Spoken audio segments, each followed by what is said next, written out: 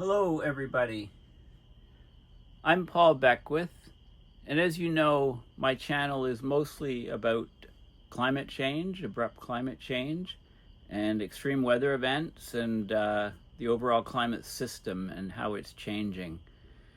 But there is an area that has become a much larger threat to humanity recently, so I'm going to talk about this particular area and how it's become a really big deal, like I say, recently.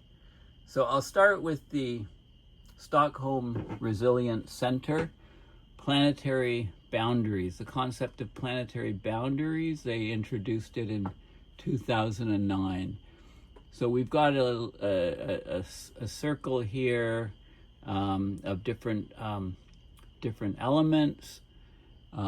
This is biosphere integrity, climate change, and you can see how the changes have been since 2009, 6 years later, and then 2023, right? So the getting higher and higher risk from these elements here.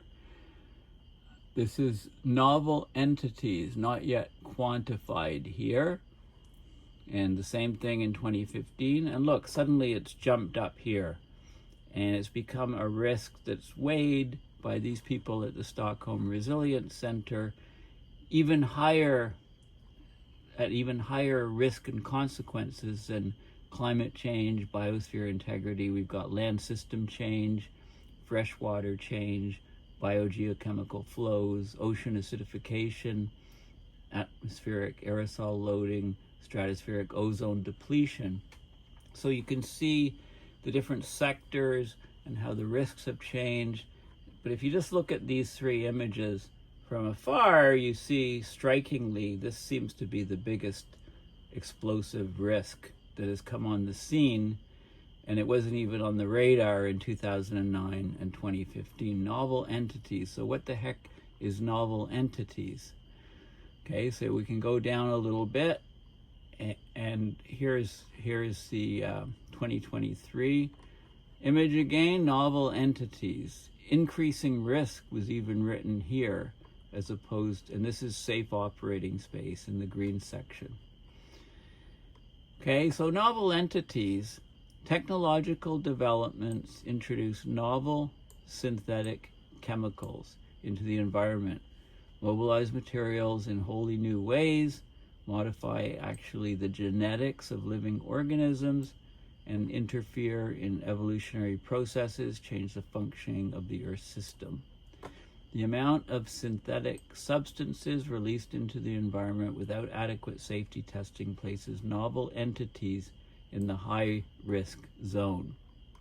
Okay, so that's what we're talking about with these novel entities. If you want to find out more, the links are in the description to Stockholm Resilience Organization Wikipedia page on planetary boundaries. This concept of planetary boundaries has some really good really good descriptions on the different boundaries and about the history of the sort of the idea of the planetary boundary concept and the scientists involved and so on. Okay, the ideas, we need this.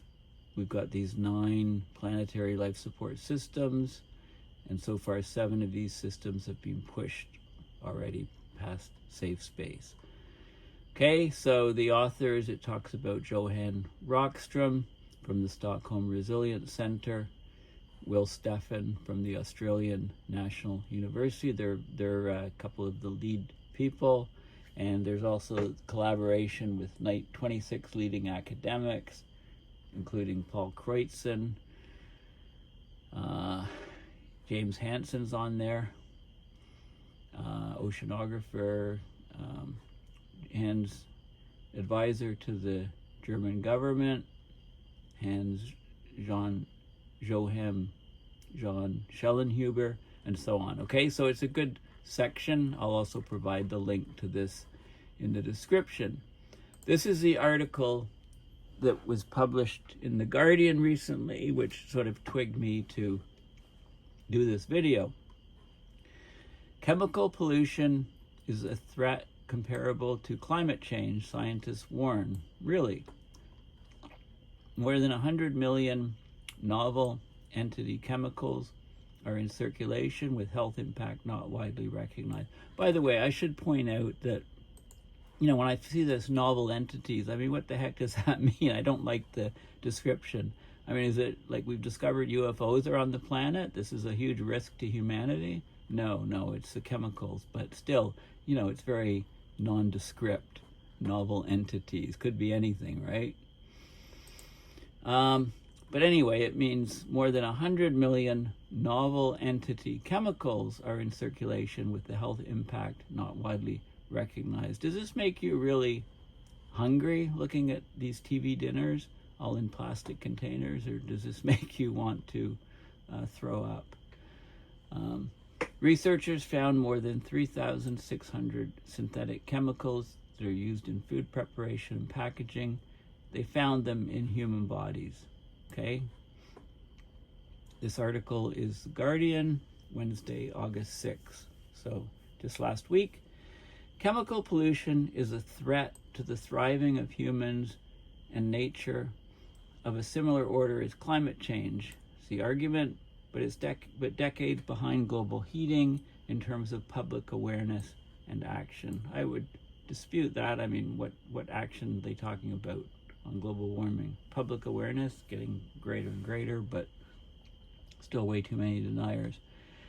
The industrial economy has created more than 100 million novel entities or chemicals not found in nature. So synthetic chemicals, somewhere between 40,000 and 350,000, that's a big margin, factor of 10 almost, are in commercial use and production.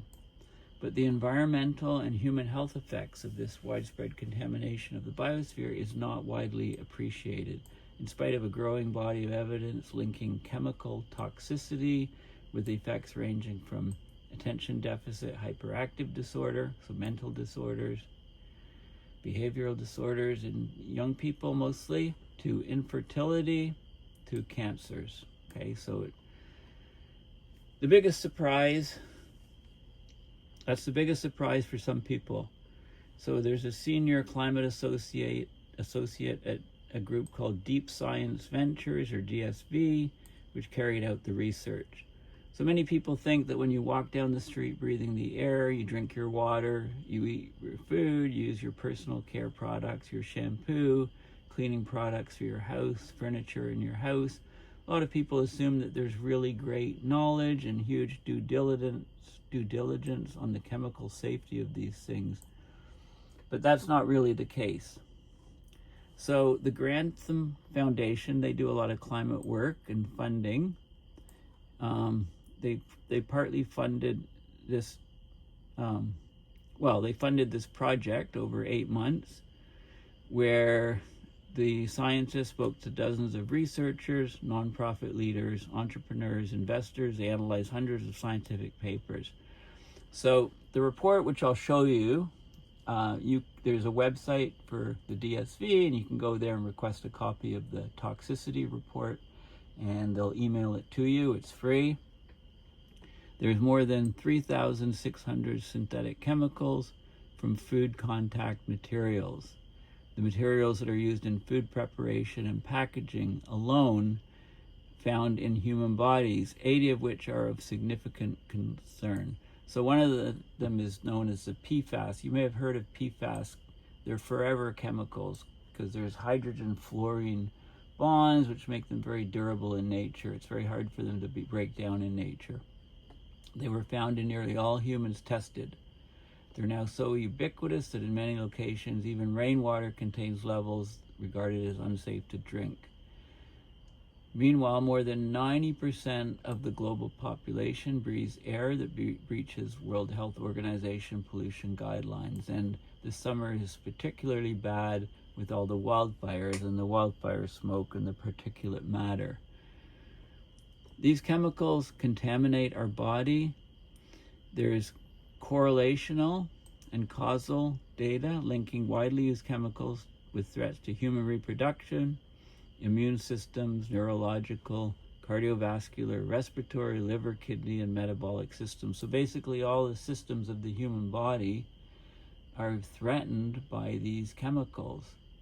There's a lot of link. One of the main things that came out of the toxicity report was links between pesticide exposure and reproductive issues. There's strong links for miscarriages and people basically struggling to conceive, lower fertility rates. So previous finding by Potsdam Institute for Climate Impact Research that we've already far exceeded the safe planetary boundary for environmental pollutants, including plastics. And I talked about plastics in the brain recently. You know, the brain being 0.5% plastic, and when it goes over 1%, there's a huge, huge risk of many people becoming demented. So we're approaching that rapidly.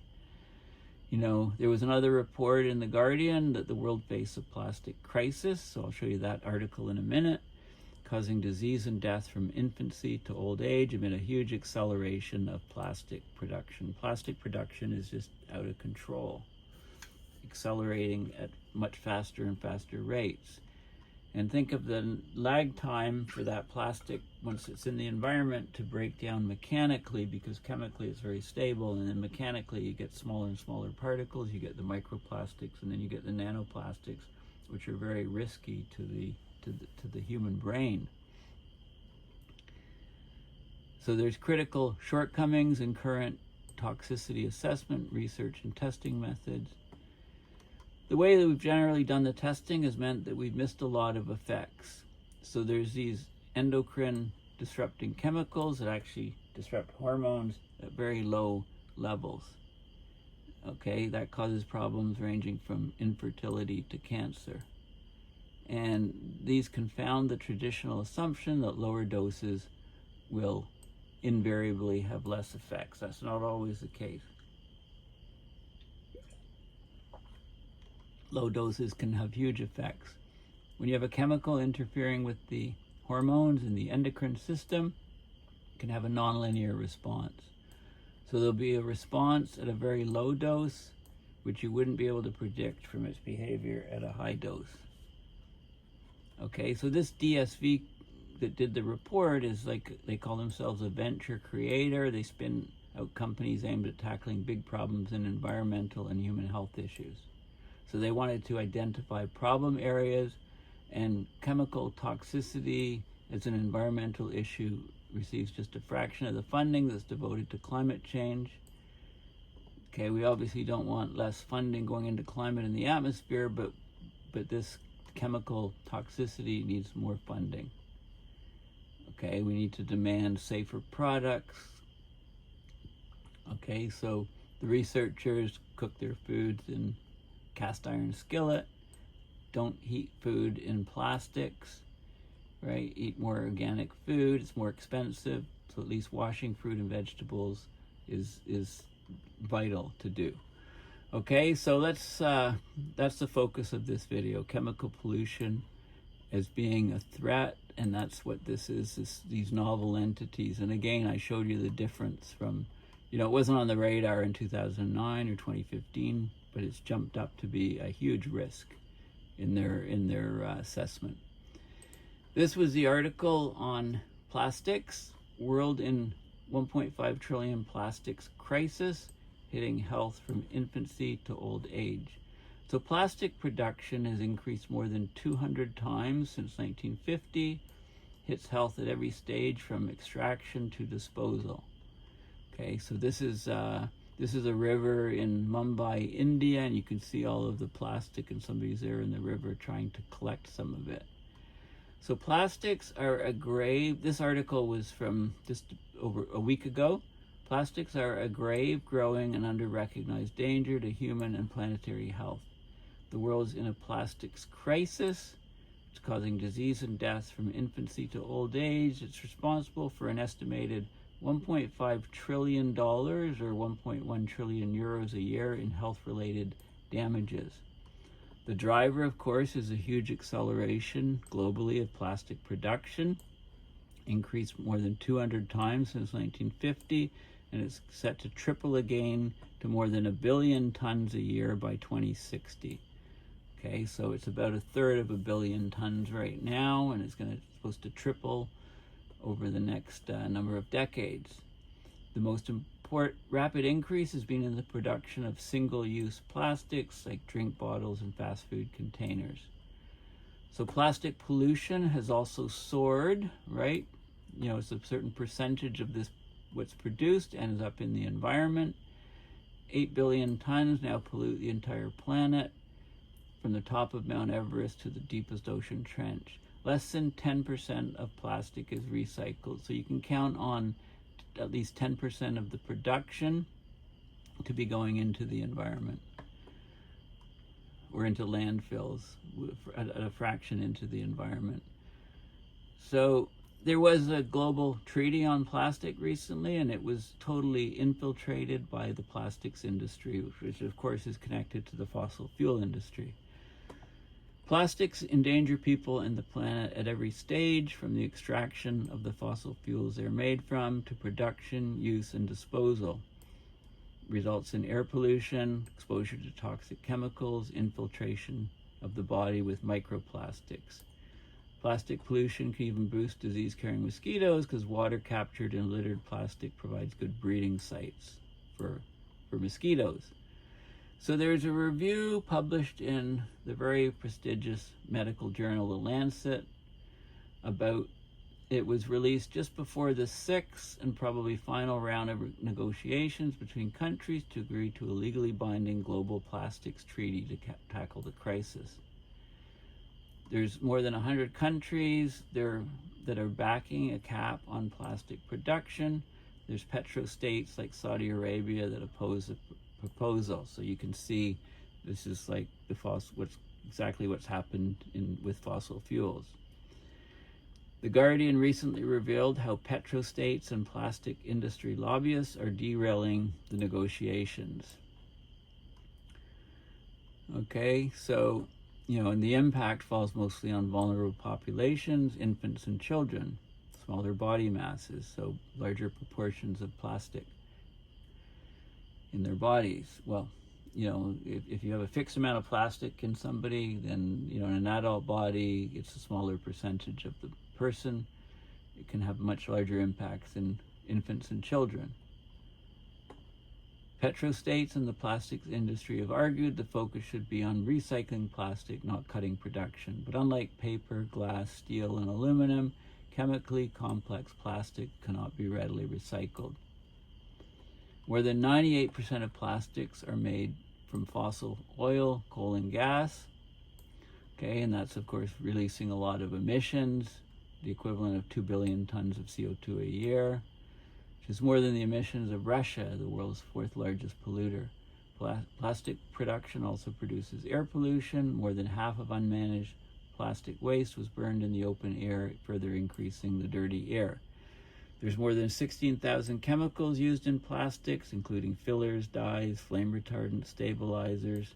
Many plastic chemicals are linked to health effects at all stages of human life. Okay, and they talk about the plastic waste often they talk about some of the harms from plastic, risks of miscarriage, premature stillbirth, birth defects, impaired lung growth, childhood cancers, and fertility problems. These are all in the Toxicity report. Plastic waste often breaks down into micro and nanoplastics. They enter the human body via food, water, and breathing.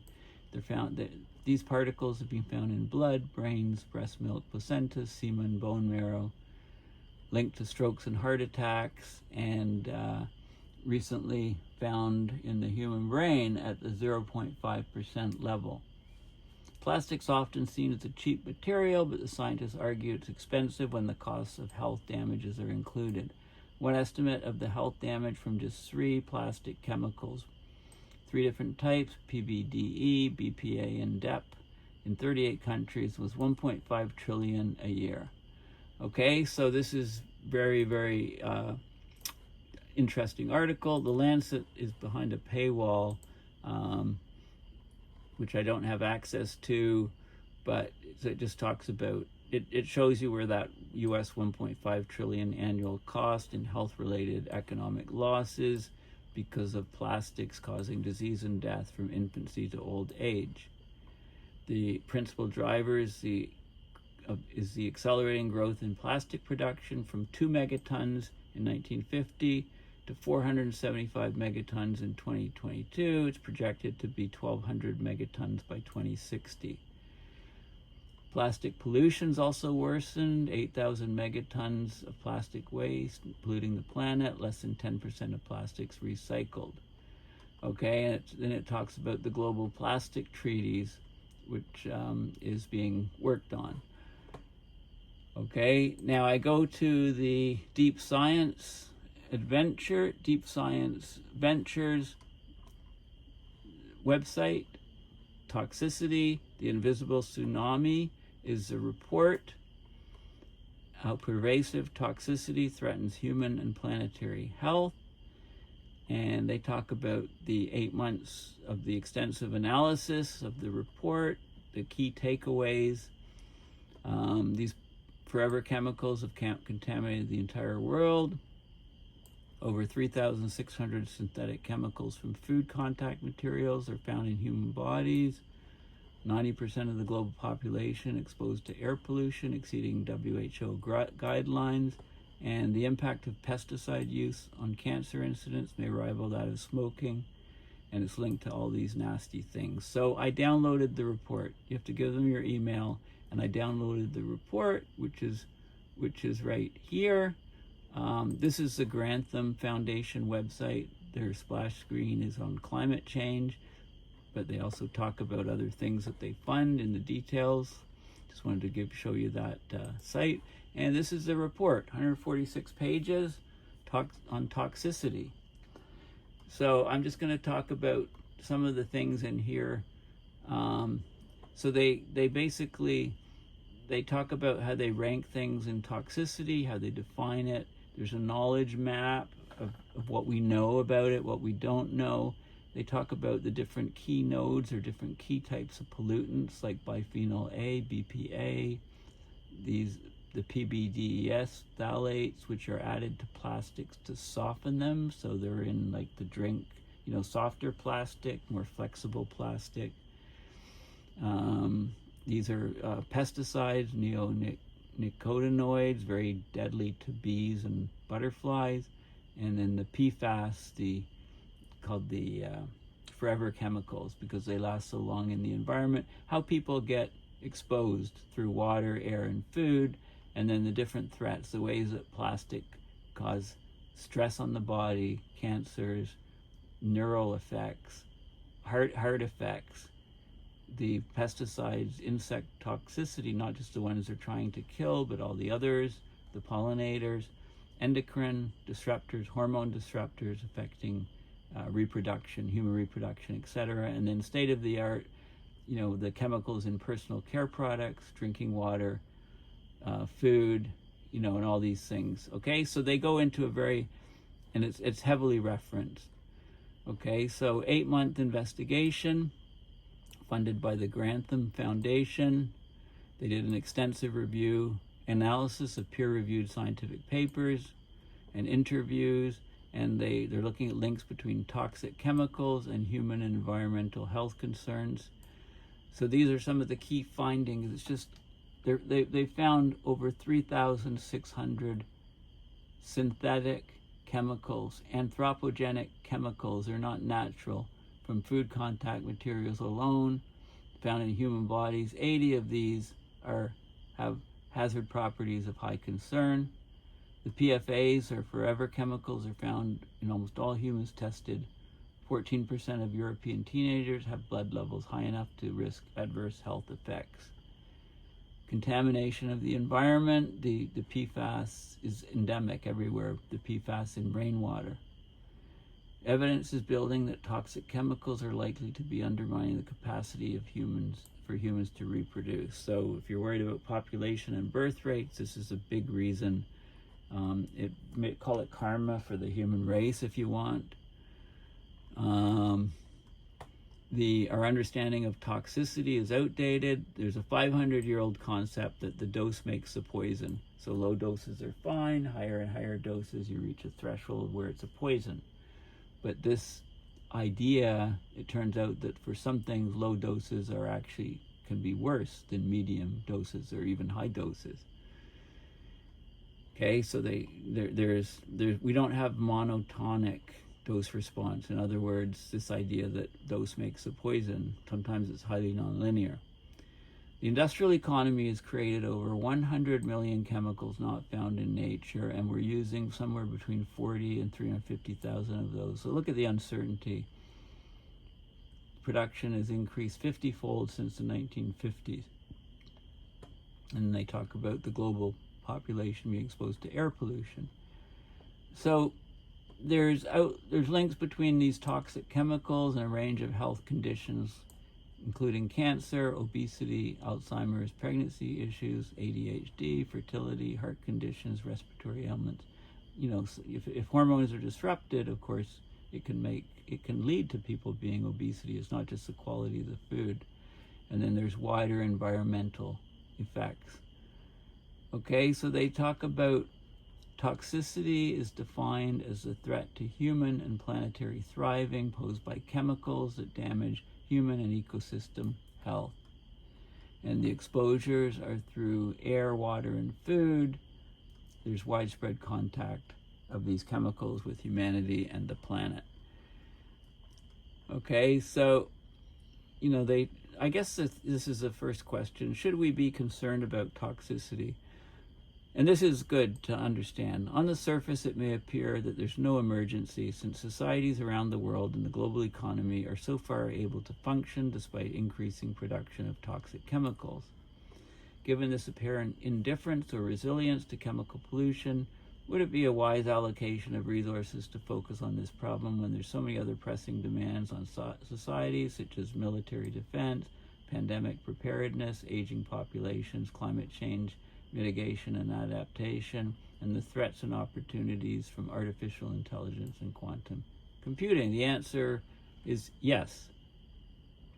Okay, there's a time lag between these things ending up in the environment and getting into people's bodies, and that time lag can actually be quite deadly, as we know with climate change, but also with microplastics and nanoplastics. It takes time for them to mechanically break down.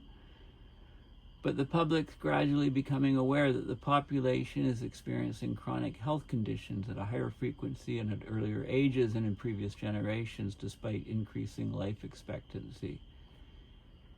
Some cancers are decreasing, but most concerning is a 79% increase over 2 decades in the incidence of all cancers in people below the age of 50. Okay, so here's some of the things. Here's a time frame, 1990 to 2019, globally. Early onset cancers, that's in people younger than 50, up 79%. And then testicular cancer, 27% in the UK, breast cancer, prostate cancer, up 53%, right? These are not global studies. This is a global study. These are in the UK. Liver cancer, big, huge rise. Skin cancers, melanomas, thyroid cancer, kidney cancer, okay? Cancer is not the only concerning health trend. Between 1990 and 2022, the global rate of childhood obesity more than quadrupled. Now, with kids, right, is it just overeating, no exercise on screens, or are there hormones being disrupted adding to this obesity, right? Well, young onset type 2 diabetes increased by 40% in only 5 years in the UK. Look at that, 40% rise in onset type 2 diabetes in 5 years. Obesity costs the National Health Service £6.5 billion a year in the UK. That's 3.6% of its entire budget. The rates of immune system related diseases, asthma, type 1 diabetes, celiac disease, inflammatory bowel disease, IBD, sharply increased Same with things like Alzheimer's, Parkinson's, depression, ADHD, autism. Some of these are because of the aging population, but not all of them. Infertility. Perhaps even more consequential than increasing obesity and cancer rate is declining reproductive capacity. 1 in 6 people globally experience infertility at some point in their lives. Sperm counts have decreased globally by 52% between 1973 and 2011. The rate of decline having increased from 1.2% per year between 72 and 2000, more than doubling to 2.6% per year from 2000 to 2018. Okay, so this is, there's also been a decline in female fertility, which may be even greater than the decline for males. And infertility has increased 0.37% per year for females, 0.29% for males. That's between 1990 and 2017. General worsening of reproductive health, declining testosterone, increasing rates of genital birth defects in males, increase in polycystic ovary syndrome, endometriosis, and uterine fibroids in females. Also, it's compounded. People are waiting until they're older before trying to conceive, so there's a fertility gap. The UK, only 2 babies are born for every 3 babies wanted. So if people wait too long when they're older, it's much more difficult to have kids. It's not just that they're older, it's that time has gone by and they're being exposed to all these chemicals in the environment. 2/3 of the world's population live in countries where the number of births per woman is less than the replacement rate of 2.1. That leads to shrinking populations. So China, Japan, Italy, and Poland have shrinking populations. But guess what? The extreme end is country. South Korea has the lowest fertility rate in the world of 0.72. So that would mean that in 50 years, the population is half of what it is today. The combination of people living longer, experiencing chronic health conditions from an earlier age, with fewer babies being born, that's a perfect economic storm to bring down the country.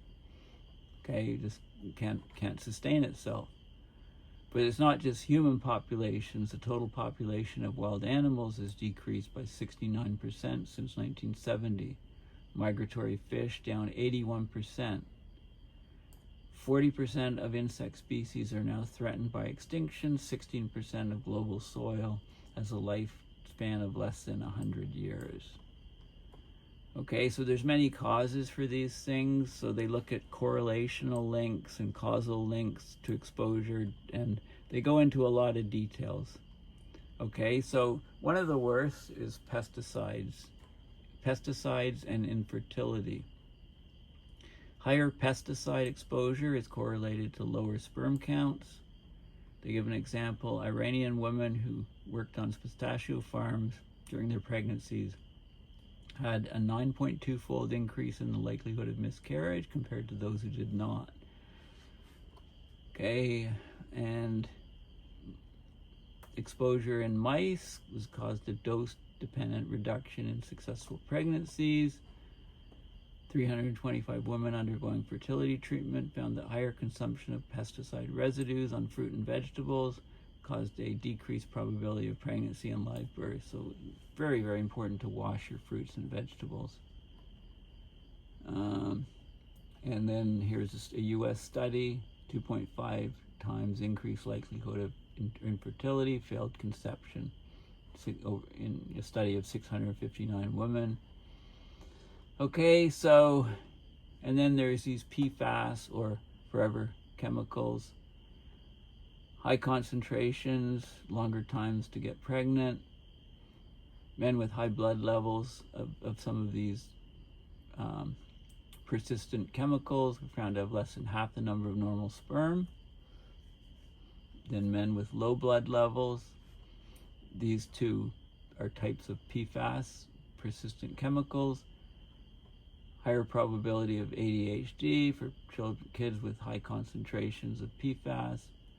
right? So these chemicals in the environment are becoming a huge deal. In utero exposure to this PFOA was found to be linked to obesity in young women at age 20.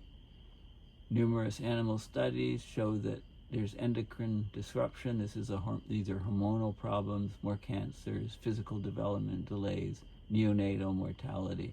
Okay, so they look at the different types of pollutants, heavy metals, pesticides, PFAS, microplastics, and they look at the effects. Now, the different colors here are, this is correlational data, is the red, and black is the causal data, insufficient data, and then cardiovascular disease, irritable bowel disease, neurodegeneration, mood disorders. So they're all here, and there's studies being done on all these things, and you can see that, you know, these are bad news for humanity. Okay, in all aspects, pretty much. There's some areas that haven't had enough study, so it's insufficient data. Okay, so there is sufficient evidence for the harms caused by toxicity that we need to take this seriously. And you know, it's hard to do studies. It's human people, human beings, hard to do studies on them, lots of money, lots of hoops you have to jump through to do them. They looked at the economic cost in the US of disability and disease from phthalates alone. Now, these are the things, these are plasticizers, or they go into hard plastics and make them softer, like your water bottle, for example. 67 billion a year is the cost. Exposure to this PBDE, 162 million IQ points across the population. That's an interesting measure. Okay, so the population is becoming less smart, becoming dumber because of exposure to some of these chemicals.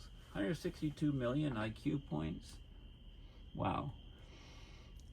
And if we reduced the exposure to BPA, PBDEs, and phthalates, we'd have 1.5 trillion in economic benefits.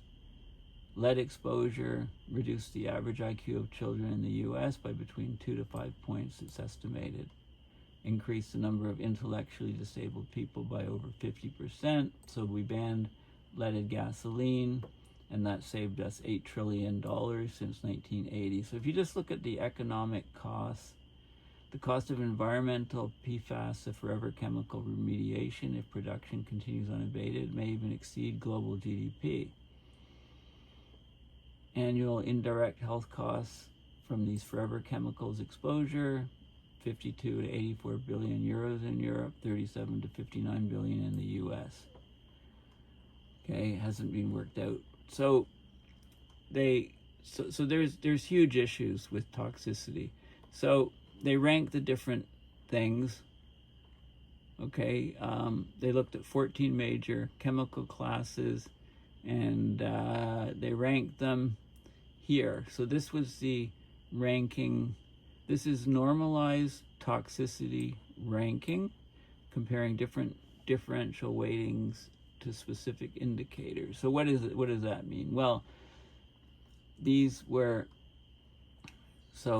unweighted rankings, weighted for evidence driven. So there's different things here weighted for. You can weight them by the threat in terms of the risk. You can weight them by how persistent they are in the environment. You can weight them by how much humanity is producing them. You can weight them by the evidence, scientific evidence so far, by the exposure.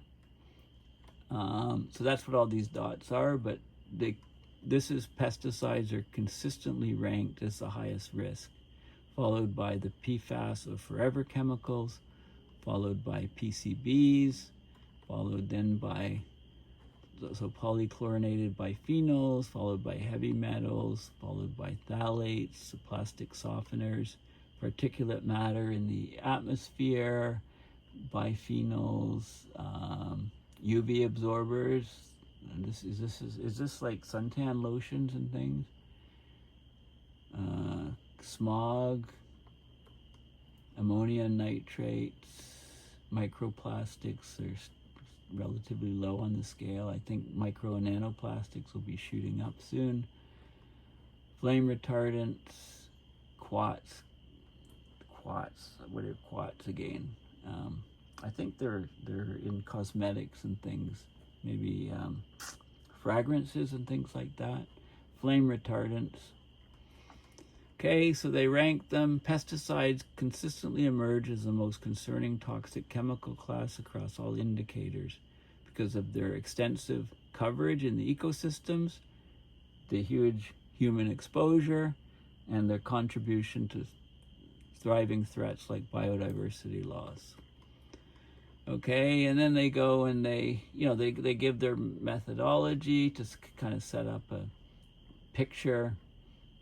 Okay, so they talk about how they rank them different. They talk about a toxicity knowledge map, what chemicals there are, what is the exposure, like a large number of concerning pollutants are used in pesticides and plastics. There's a large overlap between the chemicals used in plastics and personal care products. Diet's a major exposure interface for a large number of pollutants. They talk about secondary effects. They talk about different endocrine or hormone disruption. And a significant quantity of toxic chemicals are produced as unintentional byproducts or are added to products unintentionally. Right? And, so contamination from machines, etc. And then they go into some of the chemistry of how these things are harmful. So bisphenol A, what it's used in, resins, polycarbonates, plastic bottles and stuff. So they talk about the composition of a lot of things that we use. So polycarbonate, plastic, and so on. So there's lots more details in the report. And I'm not going to go into all these details. There's some chemistry. They talk about some companies that are trying to make products that are healthier. They talk about plasticizers in plastic, pesticides, how they're applied, different classes, and so on. Okay, so they go into a lot of detail, and then there's a lot of, okay, so then this is the phthalates, for example, I think. They talk about tipping points in exposure. Tipping point threats on infertility, for example, from phthalates. Tipping points thriving threats high. Infertility likely contributing to the decrease in semen quality, can cause epigenetic changes down generations. So it actually can change the DNA inscriptions in your body, and the risks, how much you're getting in the environment, plastics production. These are the PFAS or forever chemicals that are ubiquitous in the environment already, and pesticides. So they talk about the, more details, microplastics, and what we know, what we don't know, what we need to learn, how worried do we need to be, the particulate matter. Okay, so they go through. So it's a very extensive report. I think it's a very important report. Again, I think that we're really underestimating this, and at least the Stockholm Resilience Center they should just put chemical contaminants or something, like novel entities. I just don't like the name they've chosen. But anyway, it's jumped up to the forefront of risks, according to the Stockholm Resilience Center, so I thought I better cover it here. And I highly recommend that you have a look at the toxicity report. You'll learn a lot of things that will probably surprise you. And, don't be thrown off by the chemistry, because there's a lot of good nuggets of information within, and you don't need to know any chemistry or to understand what it's saying. So you can just skip over the parts that you don't understand. There is a lot of good information in it, so I would persist in trying to read it. Anyway, thanks for listening. All the links are in the description. Please go to my website, paulbeckwith.net, and donate to PayPal to support my research and videos. Thanks again, and bye for now.